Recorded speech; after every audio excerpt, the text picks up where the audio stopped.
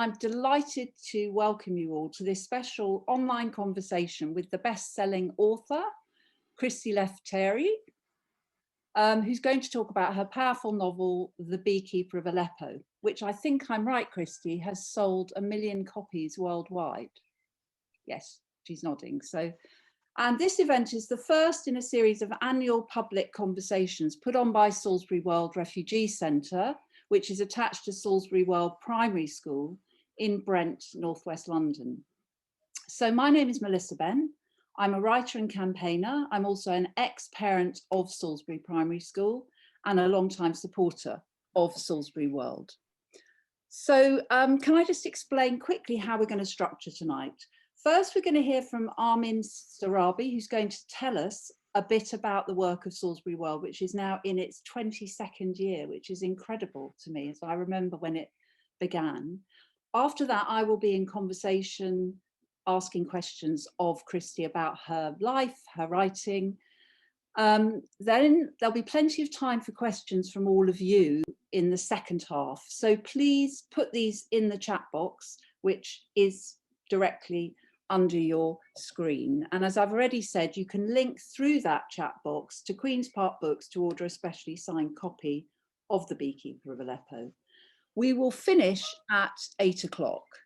And the final bit of housekeeping is this event is being recorded. It will be put up, and I think it's Salisbury World has its own YouTube channel.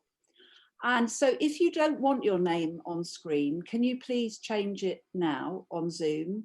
And if you don't want to be pictured, I'm not saying that you will all be pictured, but the camera, you know, it might cross over and catch you, then turn off your camera. But I would say that Salisbury World and I and anybody who watches something, it's much nicer to see faces and it's much more friendly. So it'd be great if you didn't do that. Okay, I think that's everything. So first of all, let's go to Armin Sarabi to tell us a bit about Salisbury World. Over to you. Hello, thank you everyone for taking the time to be here today. The little that I'd like to share about Salisbury World begins with my story as a Kurdish immigrant coming here in the early 2000s due to the fact that my father had to leave Iran because of political differences, to say the least. Having come here, one of the biggest challenges I had was the language barrier, along with a whole full of different practical issues that my parents faced in integrating into society. And the luck that I had was that I managed to join Salisbury World because it was part of Salisbury Primary School.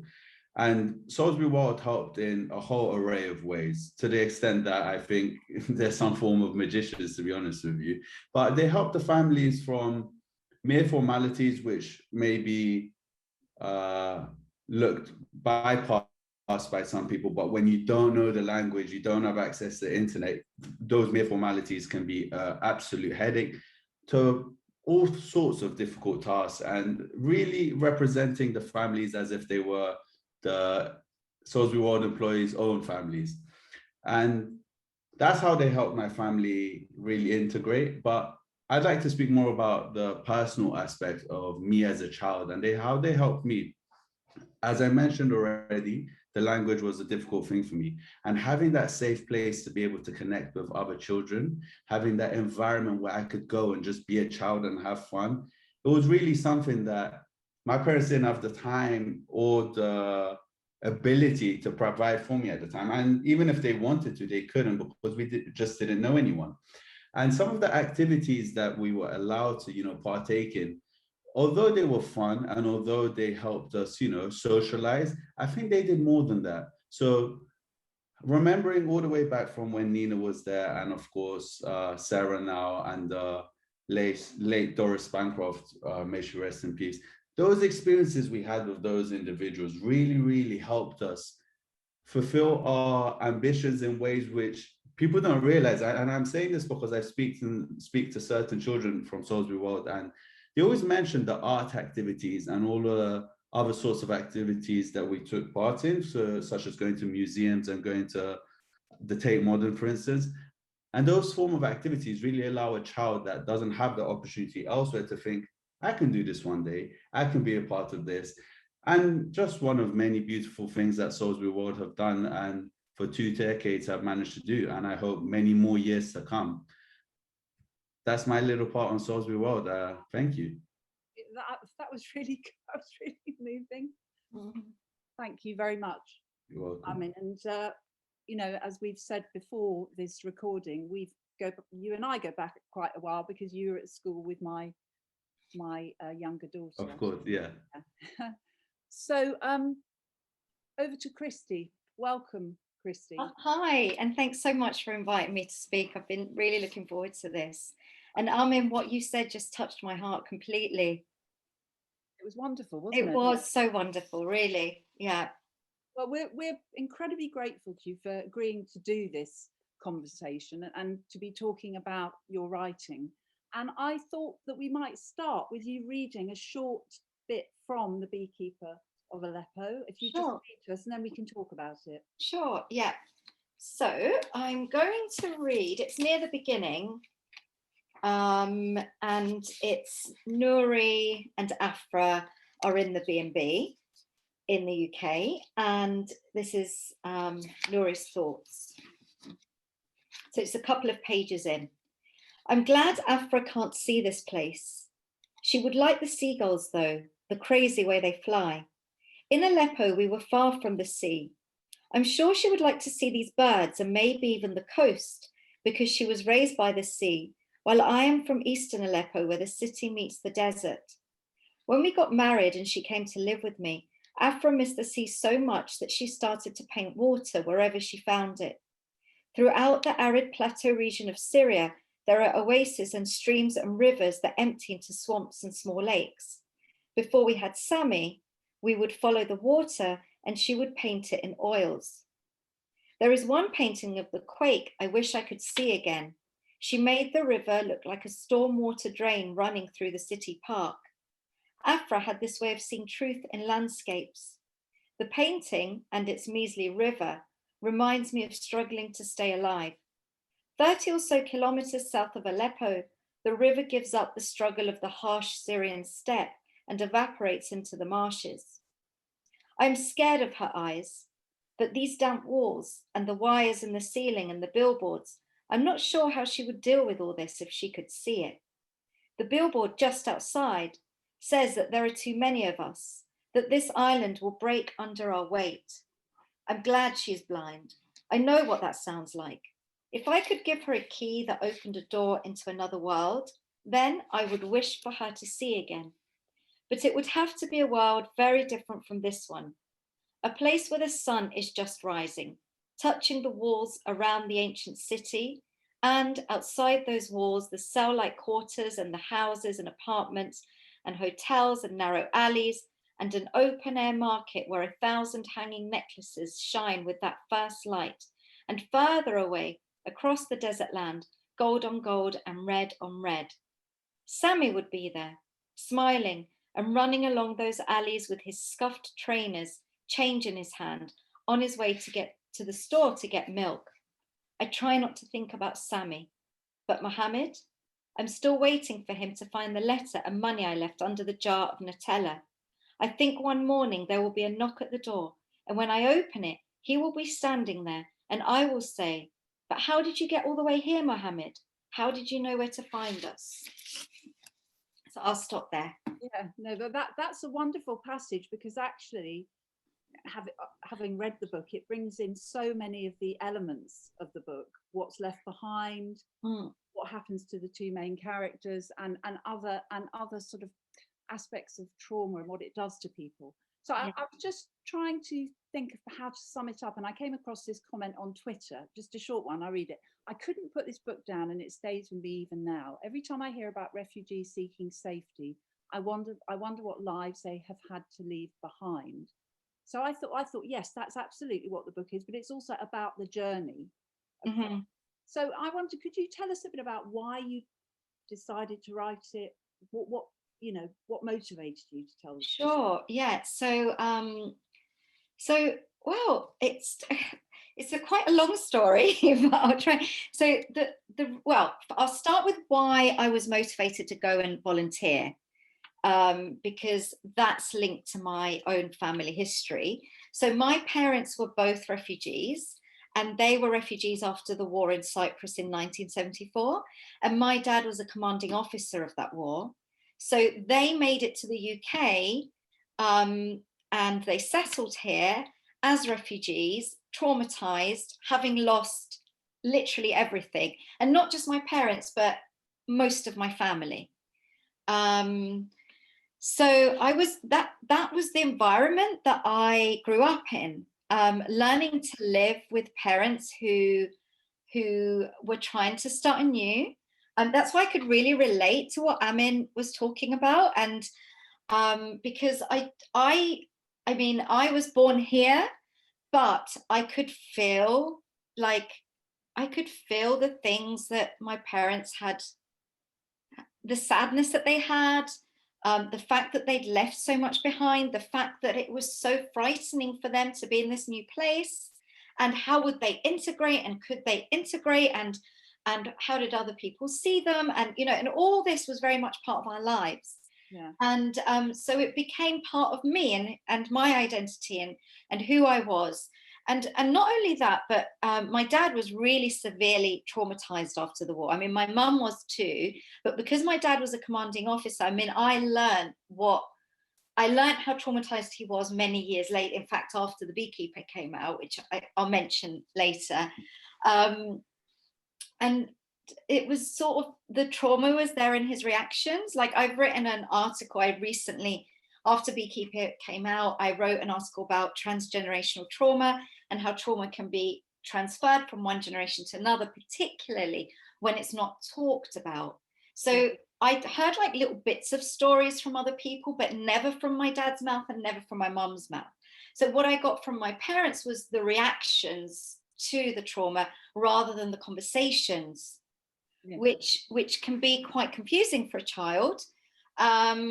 And it wasn't until like many years later, in fact, until Beekeeper came out, where my dad eventually told me that even now, almost, well, more than 40 years after the war, he thinks about that war on a weekly basis, like the people he had died, the people he had seen die, the people that he had lost, the people he thought he was supposed to be protecting and couldn't.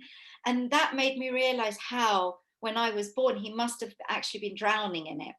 Yeah. And I was going to ask you if they talked about it, and you've answered that by saying they didn't. So I'm wondering whether this book was you obviously grew up and it surrounded you, but it wasn't articulated. So this is your working out and reimagining a story of your parents in one way. Sort of, yeah. I think going to volunteer in the first place was that. Yeah. Because so what got me to volunteer was, so after my mum passed away in 2008, she had cancer for many years and she passed away, and then my dad moved to Cyprus and I went to visit him, and it was spring of 2016.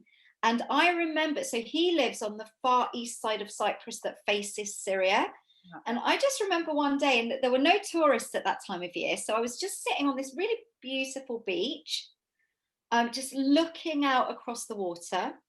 And it's quite near where the green line is that still divides the island, so that so it was all kind of, I just, sometimes you just start thinking about stuff. And I looked out across the water and I thought, well, I'm here and I'm safe. And how can there be this war going on? And there must be children right now so frightened. And I just couldn't get that thought out of my head, that there might have, in that moment where I was sitting there so safe, that there might have been people dying or terrified or losing family members that they loved, or losing everything that they had around them. And that thought just kept going round and round in my head. And then I imagined that perhaps people in Syria in the war during 1974 in Cyprus, perhaps someone or many people had been sitting on that side of the ocean looking over and saying, well, what about those people that are losing their homes and their family and their friends and their faith in the world, And so I think having that thought, it just made me want to do something. And obviously I couldn't go to Syria because it was far too dangerous. So I thought, well, I speak Greek. I've worked with children before. Why don't I try and volunteer somewhere with children or something. So I started ringing up all these organizations. And at first I wanted to work on one of the islands in a camp. But I was told that lots more people were needed in Athens because there were so many people coming from the camps into Athens. So they were just becoming overwhelmed completely.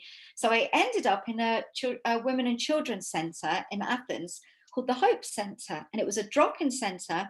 It was a safe place for women and children. They were coming from the camps and spending the day there. And they were getting help, and they were getting all sorts of advice, but also they could sit down, have tea and biscuits. There was a play area for children. There was an area for new mothers because there were babies that were born on the journey, and there was an area to have showers because there weren't showers at the camps. So it was my job to kind of rotate. So some days I was on, looking after the children. Other days I was on shower duty. Sometimes I was helping the mothers with their new babies. So that's basically, we were just sort of whizzing around trying to help as much as we could.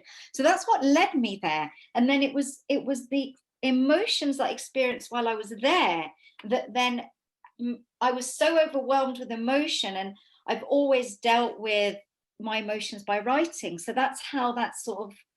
So you thought, I want to tell the story of these people. I'm with them in mid-journey, and I want to tell their. I don't know if it was so conscious, I don't know if it was so deliberate. It was more like I was overwhelmed, and I thought, I feel like I kept having this image in my mind of a husband and wife, and the husband was walking into the house, and the house was crumbling, and the wife was blind, and they'd lost their son, and he'd come in with a pomegranate, a gift for her. I just kept getting that image. Yeah. And I just, when I got back to the UK, I just thought, I'm just going to write this down.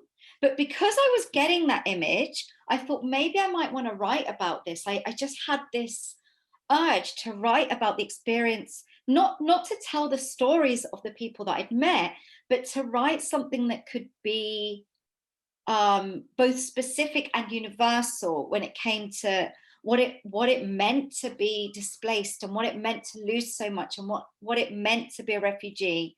Yeah, so that's how that came about. And then because I had that thought, then I thought, well, maybe I'll start speaking to people and asking whether they'd be willing to tell me their stories. And I told them I might write about this. I'm not sure. Would you be willing to tell me your stories? But never with the women and the children in the centre. Right. Always after work, there was a square, and people would hang out in the square, and I would just say, would you be willing to tell me your story? I mean, the thing, there's many parts of the book that I found it's terribly sad in the way it's terribly sad at the beginning. I don't know how much to tell the story because people might not have read the book, but it's got a very sad beginning. But the part I found most terrifying was a lot of it is a description of the journey from Syria to you don't name the southern town, in England that they come to. And did you do research on that? Because that was very realistic. Mm-hmm. All the things that happened along the way, but so bleak.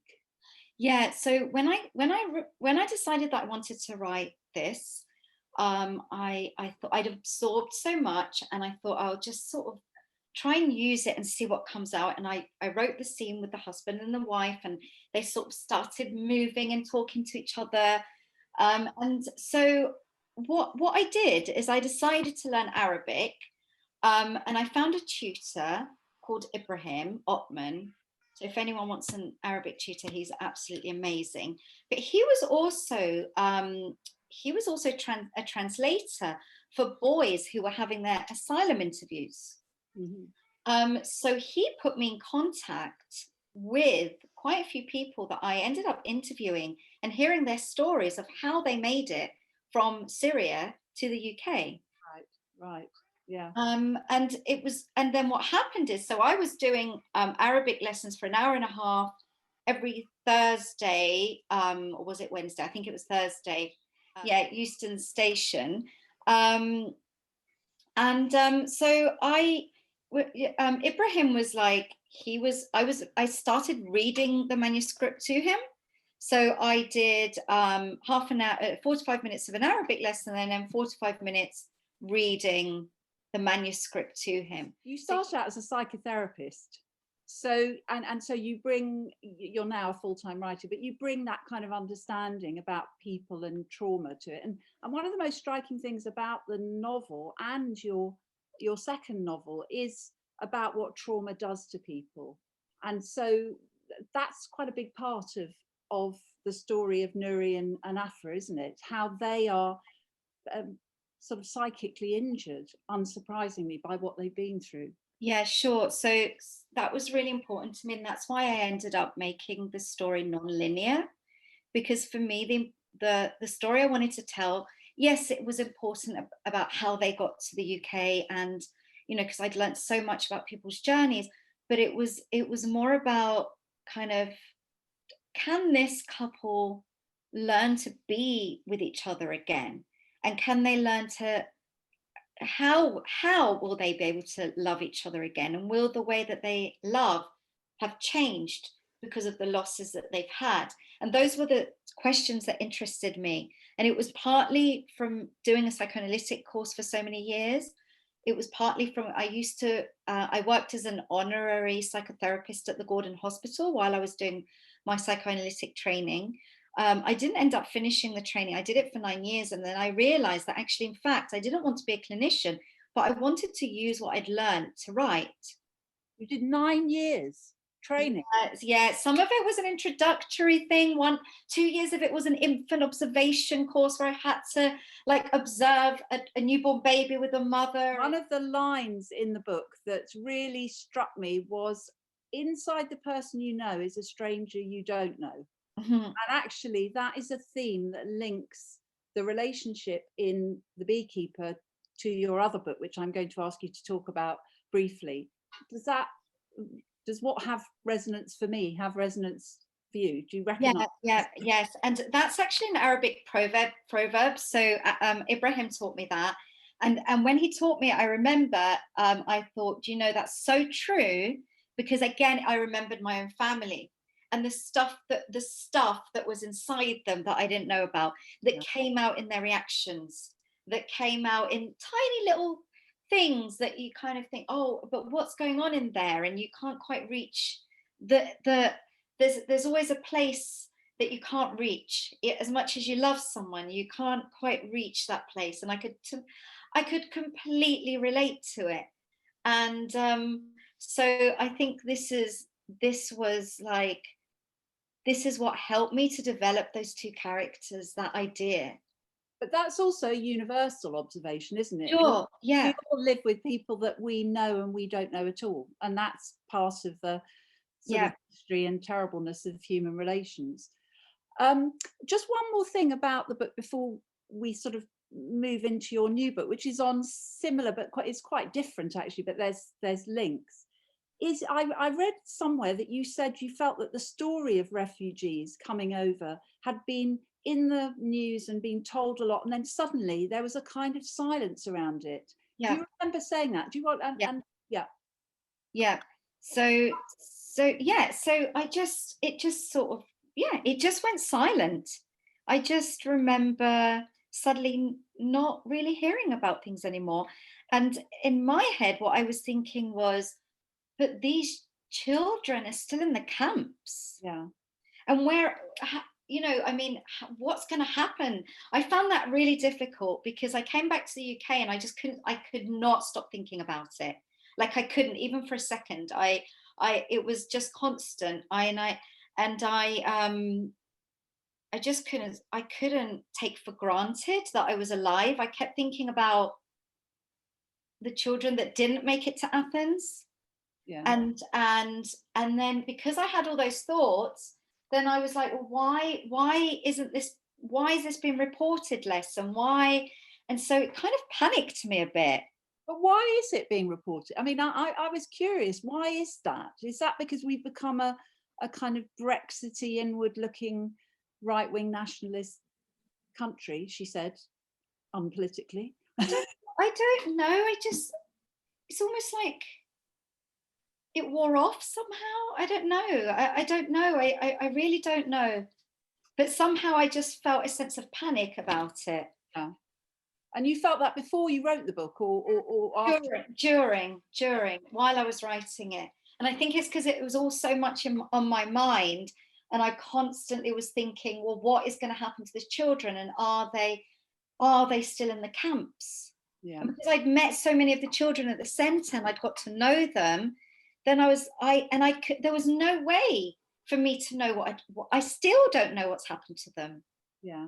But the great thing then about your book is that this is a way for people to know, but not in a newsy sense, but to know to enter that human story, and that's why it's so powerful. Sure. Yeah.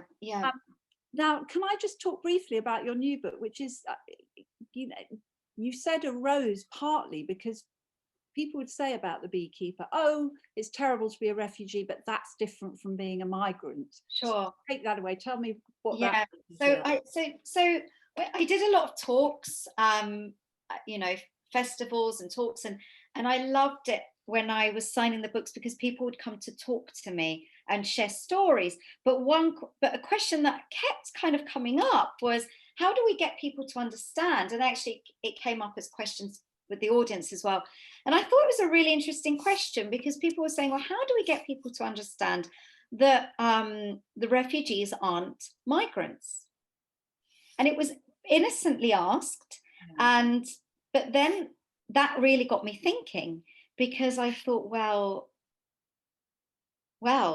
that says so much. The fact that we're asking this question just says so much. And also the idea that, so what happened was, the refugee centre that I was working in, there were refugees there both from Afghanistan and Syria and other parts of the world, but that was the majority. And what was going on was that the Greek government were helping the refugees from Syria, but they weren't helping the refugees from Afghanistan, because they didn't think they were refugees. They thought they were economic migrants, and therefore they said, we're not helping you guys. Yeah. So I just kind of, it just got me thinking, and I thought there's something so unfair about that, and that distinction between refugees and migrants isn't always as, we can be quite harsh, I think, in the way that we separate those two, categorize things.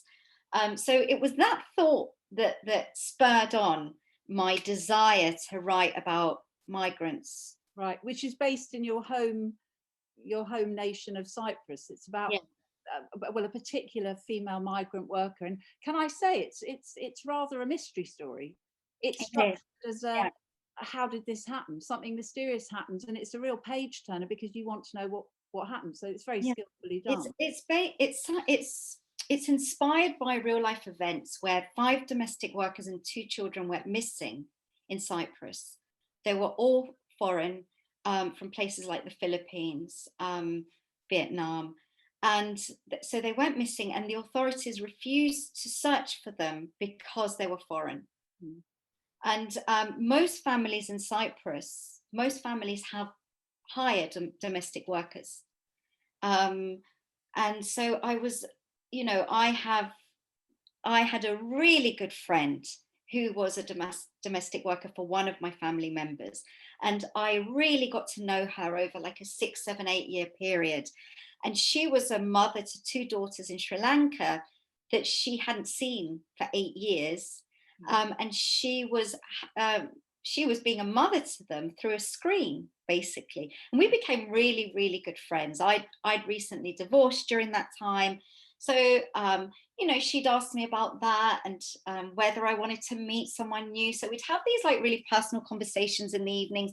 And then I'd ask her about her husband, and her husband had died in a farming accident. And after that, she just could not find a way to make enough money to bring up her daughters. And she had to make this horrible decision to leave them. And she, and we really became close. And so I felt her emotions and the way that she was telling me the story. And then I'd meet her daughters on the tablet, and I'd chat to them, and then they'd show me kind of where they lived and the streets. And so when I heard about the domestic workers that that weren't being searched for because they were foreign, it just absolutely broke my heart. And I think because I had that close friendship, I couldn't bear it. I just thought, why? So and then from that I started researching, and I went to Cyprus, and I spoke to people, and I spoke to this guy called Louis, who was the head of the human rights organization there. And apparently he said to me at one point that he was the only man in Cyprus that was searching for these women.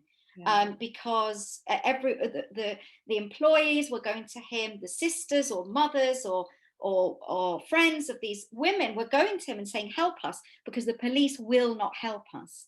And so that was the inspiration for this story. Yes, and it doesn't give a very good picture of the way people treat what you would call a servant class, and that they are prepared to have people parenting by tablet in order for them to parent their children. So that, you know, that all comes out incredibly. I wonder before, because I can see we're getting quite a lot of, I think, questions in the chat, and I want to leave room for that. Could you read just very briefly from Songbirds? Sure. Yeah. I feel I should point out, I'm not doing a literary critic thing, but bees in one book, birds in another. There's a whole set of themes about the natural world, which maybe we can leave for questioners. But sure. So I decided to read two very, very short extracts. And the reason I decided to read two rather than one is because there's two narrative perspectives in Songbirds. One is from Yannis, who is Nisha goes missing. Yannis is her boyfriend. And the other perspective is Petra, who is her employer. So I'm going to read just a tiny little bit from Yannis first, and then a tiny little bit from Petra.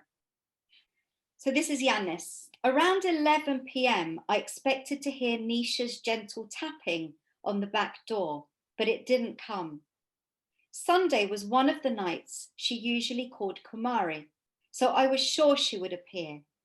She always spoke to her daughter in the middle of the night because of the time difference, and she liked to do it at my place due to the fact that I had a tablet and she wanted to be able to see Kumari while she spoke to her. Before she met me, she had talked to Kumari on the phone. To give her some privacy, I would sit out on the balcony and wait for her to finish. However, she told me once that it was also her way of keeping the two worlds of her life apart, separate, but in harmony at the same time. What did you mean by that? I'd asked her one night when she'd finished the call with Kumari. I came back inside and she crawled back into bed with me. Well, she'd replied, downstairs at Petra's, I am nanny to Aligi. I do everything I can for her. Up here in the dark, I can be a real mother to my own daughter. When the rest of the world is quiet and everyone is asleep and there are no demands of me, I remember who I really am. So that's the extract from Yannis. And I'm just going to read a tiny bit from Petra. It was 6:30 a.m. when I woke up. Nisha would have just had a shower and gone out into the garden with long damp hair, picking oranges and collecting fresh eggs. After bringing in the eggs, she would fry or boil them. When we had courgette flowers or wild greens, she would scramble the eggs over them and add lots of lemon and pepper. This was Aligi's favourite. On this morning, Nisha was not outside. A silvery mist rested over the leaves as if the garden had exhaled. In the kitchen, Aligi was sitting at the table, still in her pyjamas, swinging her legs and playing a game on her iPad. Her loose hair fell about her face and shoulders. Sorry, I'm not sure. Alexa, for some reason, just spoke. I don't know why. By this time, it was usually in a neat ponytail, and she should have been wearing her school uniform and finishing off her orange juice.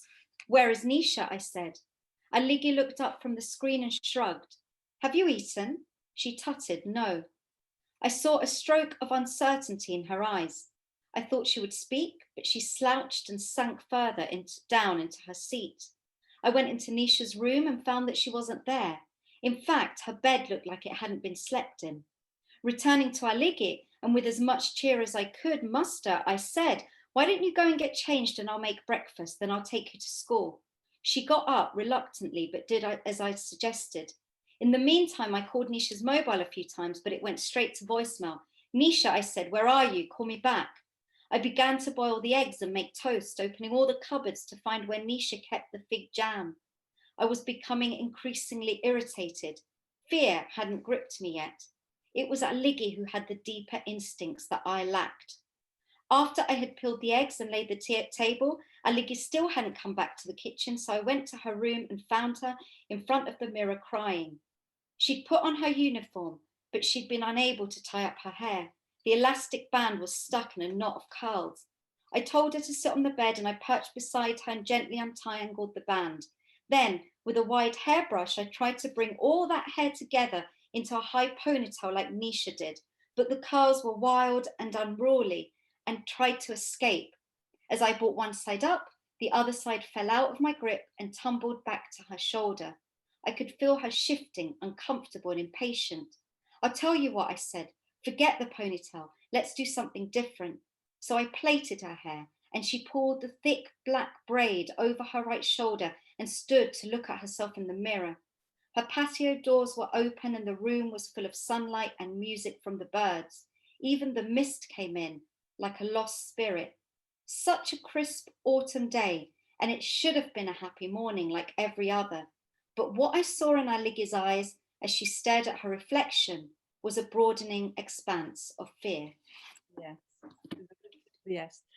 Well, I won't spoil the story, but that was a very good extract. Now, we had to close the chat briefly because we had that interloper, and then Alexa tried to get in. Your Alexa machine tried to get in, but we're now fine. And so just to say to everyone, we've opened the chat for Q&A.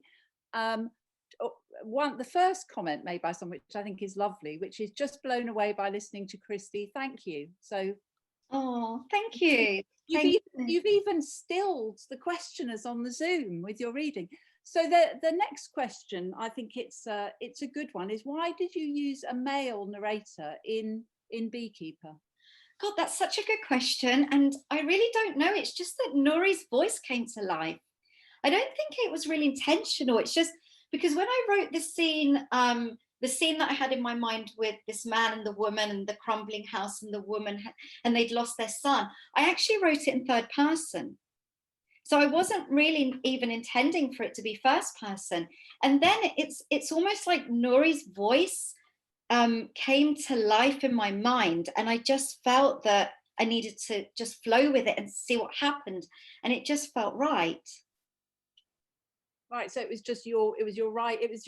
was the way your writerly self. Yeah, it just went that way, and really it had started off in third person, so I wasn't intending it, but it just felt something in me was saying just try this and write first person in Nuri's voice, because it was his voice that I kept sort of hearing, and then I just felt that it worked, so I continued with that.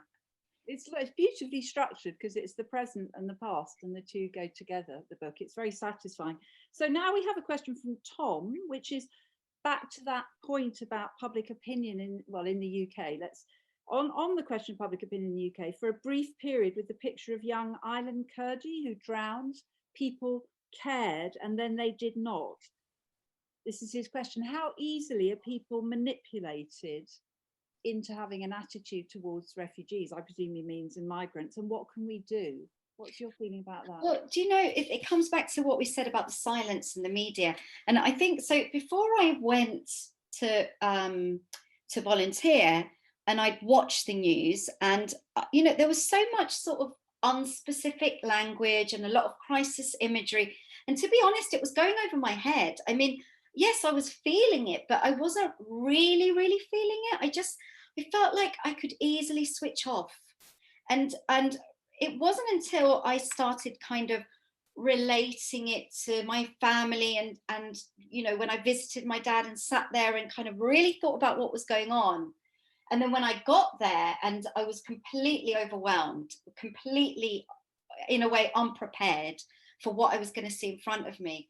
And then when I returned, I said to one of my friends, I just feel like I don't know what to do with like, I don't even know what to call it. Just the emotions of seeing people stranded like that. I said, I don't know what to do. And she said, why are you so shocked? I mean, she didn't mean it in a bad way, but she said, why are you so shocked? We see it on the news. And I said, but I said, so seriously, honestly, it's different when that child is looking at you in the eyes. Yeah, yeah. So I think, I'm not sure if the media is, I mean, of course the media is manipulative, but I think what's more important, or no, equally important, is that sometimes even when the media is trying to be helpful and information is given to us, it can be presented in a way that creates detachment. And I think what we all need to do is read more and connect more. And because there's something about the, stories, whether it's a documentary, a novel, a memoir, real life stories, like on my website, for example, I've got real life stories on there from people in refugee camps at the Open Cultural Centre in Thessaloniki. So I think it's about trying to connect with those real life stories that are going to open our hearts and keep us connected in a real way, rather than the media, which can sort of fly over us, which is what I felt when I was watching the news before I went. You've kind of become an educator through that book by selling so many. And also we were talking yesterday when we met before this event about just the fact you mentioned Salisbury World at the back of the book has led a lot of people to get in touch with Salisbury World. So it shows the power of the word at different levels. Now we have a lot of questions. Rachel asks, how do you write descriptions of places you haven't seen yourself? I'm presuming you never have been to Aleppo. I mean, I know it's very near to Cyprus. What sort of research did you do? Also, thank you so much for sharing your time and your beautiful writing. We're passing on all compliments tonight. And thank you for the really excellent question, because that's such a good question. So I mentioned Ibrahim, my Arabic tutor, and I mentioned the fact that once I told him what I was doing, I was reading the manuscript to him. So eventually I got to the bit where the characters were in Aleppo and they needed to get from Aleppo to Turkey, and I nearly gave up because I thought, well, I can't do this because I can't go to Syria, and what right do I have to do this? But I was so I was just sort of like in emotional sort of quicksand, so I couldn't stop writing. And he was saying to me, no, don't stop, I'll help you with that bit.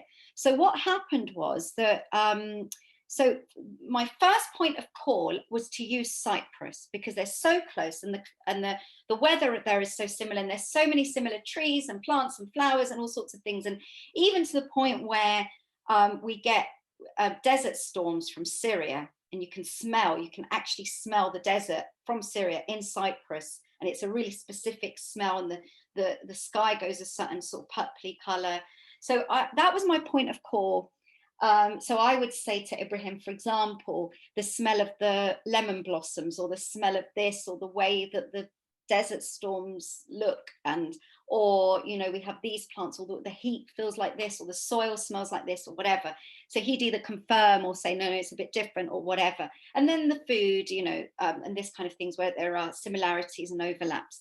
But then what we did was that we brought up the map of Syria on the laptop with all the Arabic names, and Ibrahim said to me, so where do you want your characters to go from? Where do you want them to get to? And I showed him, and then we traced the journey together.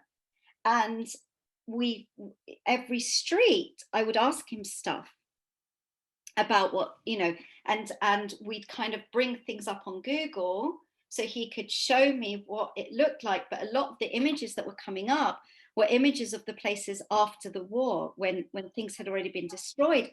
So then he would describe to me what it looked like before it had been destroyed. And it was honestly one of the strangest and most disturbing experiences I've ever had. And I'm sure it was that for Ibrahim too.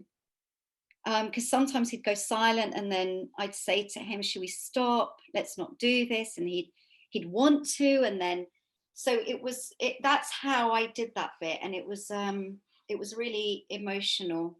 Yeah. No, I'm thinking also about Google Maps and how after a war, it doesn't look anything like how it looked before. So another question is, how did learning Arabic help you write this novel, if it did? So the reason I decided to learn Arabic in the first place was because I knew that I wanted to go back to the refugee centre the following year. So I had to come back to work, but I have these huge long summer holidays at Brunel University that go from May until the beginning of October. And so I knew that I wanted to go back. So I thought, well, people are making the effort to learn Greek and to learn English. So why not? I could learn Arabic. I mean, I could have chosen Farsi or Arabic, but I decided to go with Arabic. And the reason I decided to go with Arabic was because already I'd had the idea for the book, and I thought, well, maybe, connecting with a language, and it's such a beautiful language. It's so metaphorical and so beautiful that I mean, I didn't know that at the time, but I thought it would be good for me to just connect with, the culture and the language as much as I possibly could. And so first it was because I wanted to go back, and I wanted to have some small way of being able to communicate. And I did go back, and then I was teaching English when I went back. So the centre had changed. It had gone from being a drop-in centre to an activity centre. So the women and children were learning English, German, Greek. So when I arrived, I was quite pleased that I made an effort to learn something of their language too. But it did help me because I realized how the language is so metaphorical. And so I think that influenced the way I was writing Nuri's voice. Mm-hmm. So I think it did. It was really interesting for me to learn. Not that I remember. Are you still learning Arabic? No, I stopped. It was such a difficult language. I mean, I speak Greek, and I had to translate into Greek rather than into English. Because if I tried to translate into English, I kept losing what I was learning. Yeah. So. Okay, so we've got quite a few questions here. Do you have any other ideas brewing? I loved hearing about how you just kept getting a vision of the scene before you began Beekeeper. I'm wondering, have you got anything else in your mind? Yeah, I have a new vision in my head. So I've known for a long time, and I think my writing has been heading in that direction with the bees, and then with the poaching of the songbirds. And I knew I wanted to write more about the environment. And I became really interested and sad about the fires that have been happening in all parts of the world. And there was one actually that happened in Greece while I was there. So I remember being in Athens and watching the sky to see if the fire was coming to us. So I'm reading a lot about forests and trees and the environment and climate change, and I'm heading to Greece to research sort of the aftermath of the fire and what it meant, and things that kind of led to the fire, or things that made the fire worse. Like, for example, because of climate change, it hadn't rained. It had hardly rained that year. So the forest, the trees hadn't renewed, the earth hadn't renewed, so it made the fire worse. And so I'm interested in all those things. So it will be something, hopefully, if my research goes well, it will be something to do with that. I love the way you do research. Makes it sound a bit arid. Yeah, you start with an image, and you start with a sort of a human situation, and then you go and find out and dig into it. I think that's brilliant. Now, interesting to hear about your psychotherapy background. I'm a psychologist and often recommend your Beekeeper book as a beautiful, evocative, educative tool. This is not a question. I'm sorry. This is just the book's great. You're great. Thank you. So actually, everybody's just saying you're inspiring. Can't wait to read your books. Okay, here's a question which, because we're nearly coming to the end. Do you need to learn about beekeeping from scratch? I have read you talking about this. So many lovely details. And then a literary question: was beekeeping used as a metaphorical device or something else? Gosh, it's like an exam now. You can ask Alexa for the answer to the second one. Alexa, oh God, no, I shouldn't have said that. I'm teasing. Tell us about beekeeping, because you do describe this quite riveting sort of scene about how you did learn about it. Yeah, so basically I woke up one morning, and because I didn't know what job Nuri was going to do, and I just woke up one morning and I just thought, wow, he has to be a beekeeper. I just knew that was what he needed to be. It just sort of fit with his personality and with the image that I had of him. And so I started researching beekeeping just on Google, you know, just doing a little bit of, you know, and ordering some books and that kind of thing. And then I came across an article about a man called Dr. Riyad Al-Sus, who was a refugee from Damascus, and he was a professor of agriculture and a beekeeper at Damascus University. And he'd made it over and settled in Huddersfield with his family and started something called the Buzz Project, where he teaches refugees and job seekers how to keep bees. And when I read about him, I was just completely in awe of him. I thought, wow, you know, he must have lost so much. He must have lost so much and suffered his own traumas and everything. And yet he was able to build this organization where he's helping not only refugees, but job seekers as well. And he was researching our native British black bee. Yeah. So as soon as I read about him, I just contacted him on Facebook Messenger, and I told him what I was doing. And I said to him, you know, I've started this novel and blah, blah, blah, and I was working as a volunteer. So I told him a little bit about myself. And I told him that I thought what he was doing was magnificent. And I just sort of sat on the edge of my seat, waiting and hoping that he would reply to me. And he did. And he said, well, why don't we, he said, dearest Christy. So he always says, dearest Christy, and which is why I ended up getting Mustafa to call Nuri dearest Nuri in his letters. And I just thought he was such a warm and lovely man. And he said, dearest Christy, I think what you're doing is wonderful too. And why don't we have a chat on the phone? So on the phone, he invited me to go up to meet his family and the bees. So I went up there and he taught me so much. So, I mean, there's so much you can read, and hearing it from him and visiting the apiaries. I mean, the first thing I did was I visited I met the bees in, I mean, I say met, but it really did feel like it felt so intimate and sort of such a personal thing. In his garden, and the bees in his garden, he didn't have protective gear for those. So he said to me, if you want, we can wait to see the bees at the apiaries, or you can go out now. There's only 5 beehives. But by 5 beehives seemed to me like 10,000 bees. It was just kind of everywhere. And I wasn't wearing protective gear. And he said to me, stand really still, pretend to be a tree and cover your eyes. And I was scared, but I trusted him. And then I used that experience. So you might recognize that scene where Mustafa introduces Nuri to the bees. That was taken directly from my own experience of meeting the bees in Mustafa's garden. Then we went to the apiaries and he taught me, I recorded it all, but we were there for hours and he was telling me like everything. And just so many things, which I won't go into because it would just... But it's in the book. Yeah.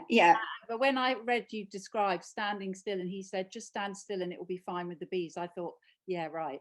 Okay. But obviously that you did stand still. Now I'm going to, there's other comments, most of which are, you know, being a refugee, this really resonates with me. My children are in a classroom with the children of refugees and are refugees, and I hope they learn to be tolerant and forgiving and all these things. So that's the impact of your work. I have one quick question to ask you before we're going to ask Amin to say something about how people can give money to Salisbury World, which feels even more relevant. It always did, but after everything you said, I want to know what your father thought when he read The Beekeeper of Aleppo, because it must have had a huge impact on him. He Can you give a brief answer? You're going to laugh at this, but he hasn't read it. Oh, right. And I dedicated the book to him and he hasn't read it. And I just don't know why he hasn't read it. He just, I mean, he does it. He's not much of a reader. Yeah. So that's one reason. But I think it's a bit more than that. I think because when I wrote the article about transgenerational trauma, I went for a walk and he happened to phone me on that walk and he said, what are you doing? And I said, I'm writing this article. And he said to me, you know why I didn't speak about the war? It's because I wanted to protect you. Yeah. So I think, and then he suddenly opened up and all these memories just flooded out. And then he closed up again. I haven't heard anything about it again. But all these, and I remember where I was on the phone outside Clark's in Palmer's Green. I stood there for ages staring at the shoes and taking in what my dad was telling me, because I knew I wasn't going to hear any of these stories again. Yeah. And after hearing that, I thought, I just knew he wasn't going to be able to read it.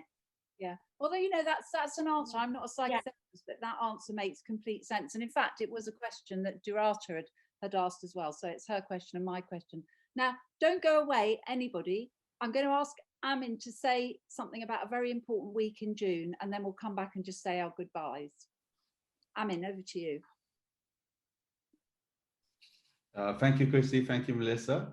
I just wanted to say that, you know, the passion and the commitment from Sarah and everyone at Salisbury World, it transcends through their great work to the extent that the refugee families really keep them and their experiences in their hearts for a lifetime.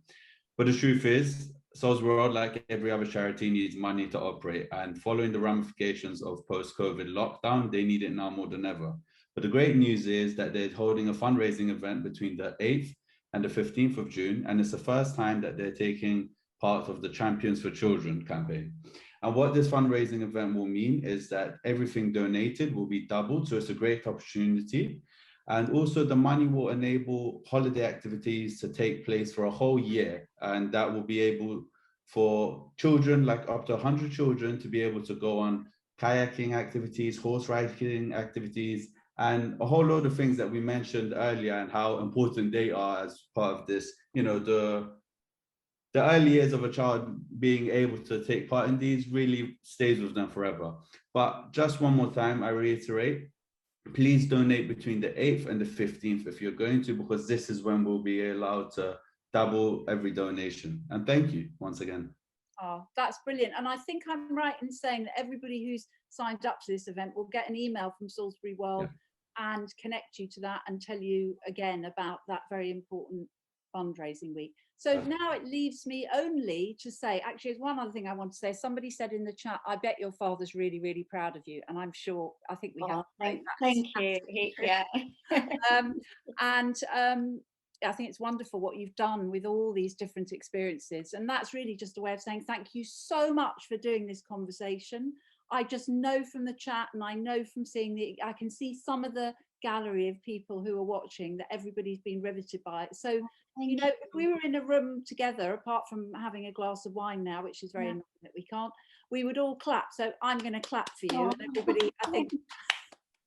And we did not let that Zoom bomber get in the way. I know, that was brilliant. And can I just say thank you as well, because having these conversations means so much to me, and I always get really emotional when I have these conversations. I always get a bit kind of teary and I try and hide it, but I really appreciate you inviting me to speak, and I appreciate everyone being here.